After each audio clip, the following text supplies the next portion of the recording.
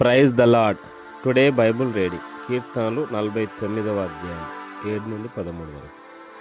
ఎవడునో ఏ విధము చేతనైనను తన సహోదరుని విమోచింపలేడు. వాడు కుళ్ళు చూడక నిత్యము బ్రతుకున్నట్లు వాని నిమిత్తము దేవుని సన్నిధిని ప్రాయశ్చిత్తము చేయగలవాడు ఎవడునూ లేడు.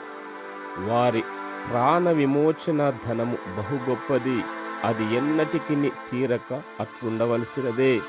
జ్ఞానులు చనిపోవుదురను సంగతి అతనికి కనబడకుండా పోదు.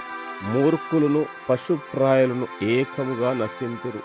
వారు తమ ఆస్తిని ఇతరులకు విడిచిపెట్టుదురు. తమ ఇండ్లు నిరంతరము నిలుచుననియు తమ నివాసములు తరతరములకు ఉండుననియు వారనుకొందురు. తమ భూములకు తమ పేర్లు పెట్టుదురు.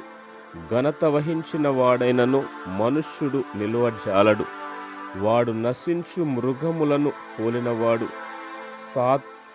స్వాతిశయ పూర్ణులకును వారి నోటి మాటను బట్టి వారిని అనుసరించు వారికి ఇదే గతి.